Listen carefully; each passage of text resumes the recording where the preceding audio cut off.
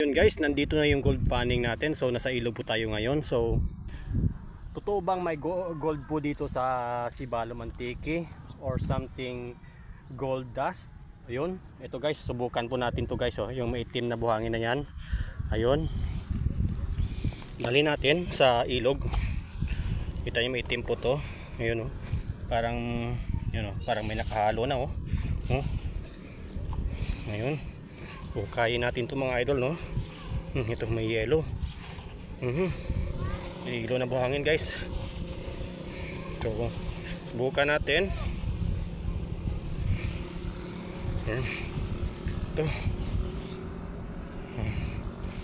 Yan.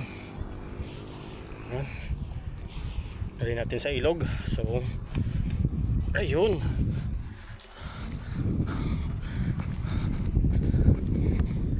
Subukan natin mag gold panning dito guys.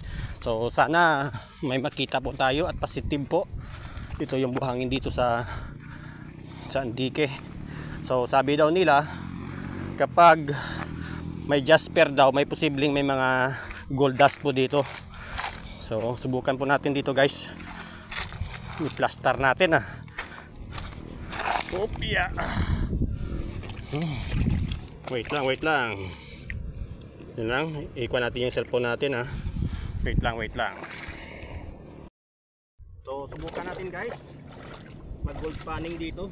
Wala tayong tawag dito wala tayong cameraman, kaya yun pinatong lang natin dyan.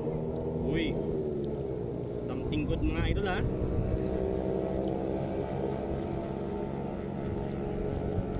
Mukhang paldo tayo mga idol.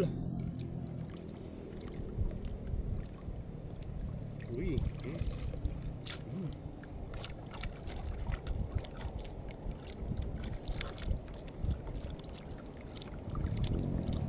Sabi daw nila yung gold nagpapaiwan eh. Mas mabigat kasi yung gold compare sa buhangin. So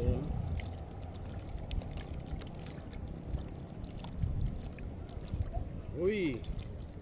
May something good mga idol ha. Ayun.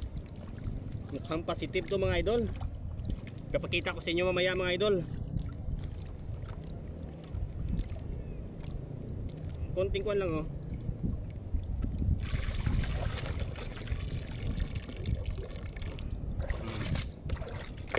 Iwan ko kung kita, wala tayong kamera eh. Wala tayong cameraman eh.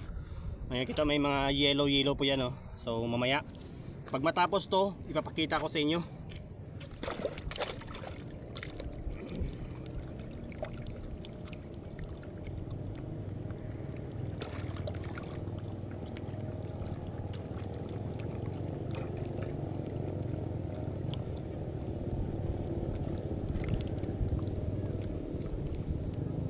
Kasi pag bulawan daw nagpapaiwan eh, mas mabigat compare sa buhangin. So tingnan natin mga idol no.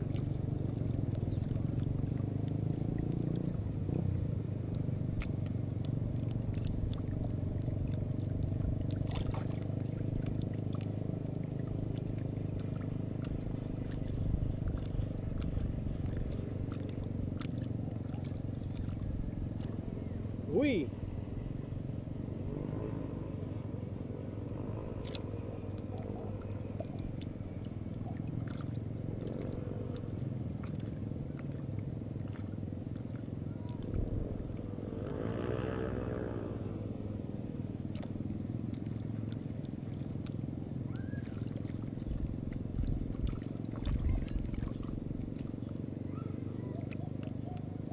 Uy.